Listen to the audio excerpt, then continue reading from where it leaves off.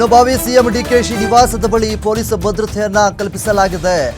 ಮುಖ್ಯವಾಗಿ ಸದಾಶಿವನಗರದಲ್ಲಿರುವಂತಹ ಡಿಕೆ ಶಿವಕುಮಾರ್ ಅವರ ನಿವಾಸದ ಬಳಿ ಪೊಲೀಸ್ ಭದ್ರತೆಯನ್ನ ಕಲ್ಪಿಸಲಾಗಿರುವಂಥದ್ದು. ಇಷ್ಟು ದಿನಗಳ ಕಾಲ ಡಿಸಿಎಂ ಆಗಿದ್ರು, ಈಗ ಸಿಎಂ ಸ್ಥಾನಕ್ಕೆ ಗದ್ದುಗೆಗೆ ಏರ್ತಾರೆ ಡಿಕೆ ಶಿವಕುಮಾರ್ ಅವರು. ಸೊ ಹೀಗಾಗಿ ಸದ್ಯದ ಮಟ್ಟಿಗೆ ಸಾಕಷ್ಟು ಪೊಲೀಸರ ಭದ್ರತೆಯನ್ನ ಕಲ್ಪಿಸಿದ್ದಾರೆ.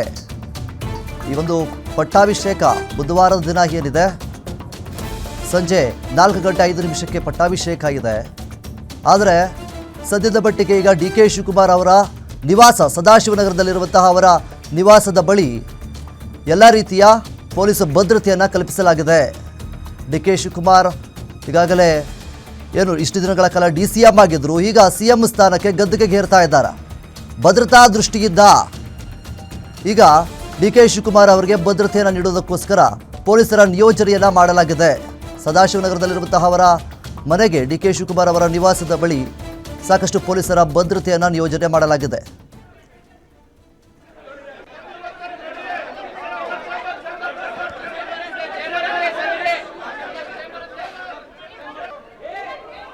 ಇನ್ನು ಡಿಕೆ ಶಿವಕುಮಾರ್ ಅವರು ಈಗಾಗಲೇ ಸಿಎಂ ಆಗೋದಕ್ಕೆ ಎಲ್ಲ ರೀತಿಯಾದಂತಹ ಸಿದ್ಧತೆಗಳನ್ನು ಸಹಿತ ಮಾಡಿಕೊಂಡಿದ್ದಾರೆ.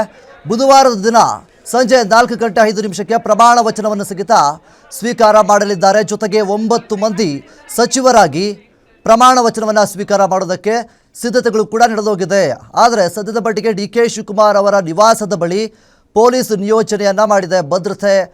ಭದ್ರತೆಯನ್ನು ತಲೆಯಲ್ಲಿಟ್ಕೊಂಡು ಭದ್ರತೆ ಕಲ್ಪಿಸೋದಕ್ಕೋಸ್ಕರ ಪೊಲೀಸ್ ನಿಯೋಜನೆಯನ್ನು ಸಹಿತ ಈಗಾಗಲೇ ಮಾಡಲಾಗಿರುವಂಥದ್ದು. ಸದ್ಯದ ಮಟ್ಟಿಗೆ ಡಿಕೆ ಶಿವಕುಮಾರ್ ಅವರು ಸಿಎಂ ಸ್ಥಾನಕ್ಕೆ ಏರ್ತಾ ಇರುವಂಥದ್ದು. ಸಾಕಷ್ಟು ಜಿಲ್ಲೆಗಳಲ್ಲಿ ಅವರ ಕಾರ್ಯಕರ್ತರಾಗಿರ್ಬೋದು ಎಲ್ಲರೂ ಕೂಡ ಸಂಭ್ರಮಾಚರಣೆಯನ್ನು ಸಹಿತ ಮಾಡ್ತಾ ಇದ್ದಾರೆ. ಸಿದ್ದರಾಮಯ್ಯವರು ಈಗಾಗಲೇ ರಾಜೀನಾಮೆಯನ್ನು ನೀಡಿದ್ದಾರೆ. ಅದಾದ ನಂತರ ಡಿಕೆ ಶಿವಕುಮಾರ್ ಅವರು ಮುಂದಿನ ಸಿಎಂ ಆಗ್ತಾರೆ ಅನ್ನುವಂಥದ್ದು ಈಗ ಬಹಿರಂಗವಾಗಿರುವಂಥದ್ದು ಎಲ್ಲರಿಗೂ ಕೂಡ ಗೊತ್ತೇ ಇದೆ. ಈ ಹೊತ್ತಿನಲ್ಲಿ ಹಿಂದಿನ ದಿನ CLP ಸಭೆ ಕೂಡ ನಡೆಯುತ್ತೆ. KC ವೇಣುಗೋಪಾಲ್ ಆಗಿರ್ಬೋದು, ಸುರ್ಜೇವಾಲಾ ಆಗಿರ್ಬೋದು, ಸಿದ್ದರಾಮಯ್ಯವರು, ಡಿಕೆ ಶಿವಕುಮಾರ್ ಅವರು, ಸಾಕಷ್ಟು ಶಾಸಕರು ಕೂಡ ಭಾಗಿಯಾಗಿರ್ತಾರೆ.